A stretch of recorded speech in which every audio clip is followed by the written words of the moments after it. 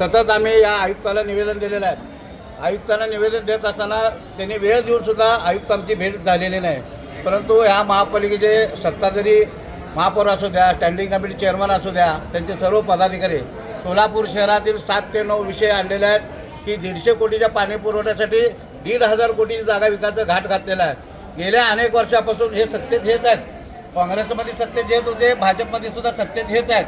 पण ह्यांचा डाव उधळून लावण्यासाठी आम्ही काँग्रेस असू द्या, शिवसेना असू द्या, मनसे असू द्या, आप असू द्या, राष्ट्रवादी असू द्या, सर्व महाविकास आघाडीच्या पक्षाच्या वतीनं या सोलापूर शहरातील जनतेला आम्ही जागा करणार आहे.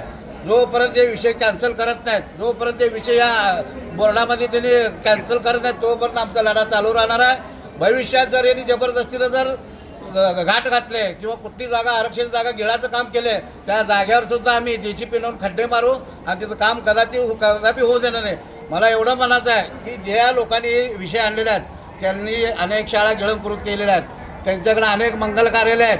उत्पन्नाचं जर साधनच पाहिजे असेल ना तुम्हाला, आम्ही सांगतो उत्पन्न महापालिकेला कसं मिळायला पाहिजे. तुम्ही बघा ना त्यांचे किती शाळा आहेत, हातवाडीत किती आहेत, घरकुलमध्ये शाळा किती आहेत, 12 नंबरमध्ये किती आहेत, त्या 7 नंबरमध्ये किती आहेत, किती जागा हे लोक वापरतात, शॉपिंग सेंटर हे लोक वापरतात.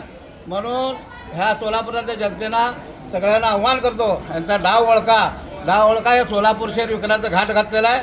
आपण या महाराष्ट्र सरकारच्या विरोधात जी लोक रामाच्या पेटीतनं पैसे चोरतात त्यांना जागा चोरायला काय वेळ लागणार नाही. पण साठी घ्यायचा जागा जर वाढवत असेल तर अनेक विषय आहेत. तुम्ही महाराष्ट्र शासन तुमच्या ताब्यात आहे, केंद्र सरकार तुमच्या ताब्यात आहे, महापालिका तुमच्या ताब्यात आहे, पैसा उभा करा ना. नाहीतर तुम्हाला असं आम्ही सर्व पक्षाच्या वतीनं सोलापूर शहरामध्ये भीक मागून पैसे गोळा करून आणून देऊ. आम्हाला विकासाला विरोध नाही, चांगल्या कामाला विरोध नाही. परंतु तुम्ही मोक्याच्या जागा पूर्वीपासून निघतात, आता पण निघतायत, ह्याच्या पुढं पण निघणार आहे.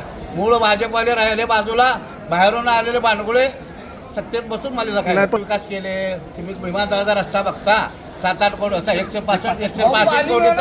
165 कोटीचा रस्ता, खाली ड्रेनेज नाही, पाण्यात नाही, वर पागरी करून बिलं काढता तुम्ही. नाल्याचं बघता तुम्ही, आता तुम्हाला सांगायची गरज नाही, तुम्ही रोज बातम्या लावता. नाले सफाईमध्ये असेच बिलं काढता तुम्ही. महापालिका अनेक भ्रष्टाचार केला आहे. सर्व आयुक्ताच्या संगनमताने या महापालिकेत भ्रष्टाचार चालू आहे. आम्ही आणि कुठल्याही कशाही पद्धतीने विषय आला काय म्हणायचं आहे. तुम्ही आता मुख्यमंत्री 20 तारखेला येणार, त्यांना त्यांच्याकडे जाऊन भेटा ना, त्यांच्याकडे निधी घ्या, पंतप्रधानांकडे निधी घ्या, वेगवेगळ्या माध्यमातून निधी घ्या ना तुम्ही विकासासाठी. 150 कोटीसाठी 1,500 कोटीचा माल विकता का तुम्ही? एका लोकांना दूध खोळे केलं काय? पैसे चोरणार नाही, ते पैसे वापरा नाही. तुम्हाला विकासच करायचं आहे ना, कुठून तर पैसे गोळा करता तिथं लावायचे, बोगस कामं करायचे, बिलं उचलायचे 100-200 कोटीचं आणि 150 कोटीचं 1,500 कोटीची जमीन विकायची.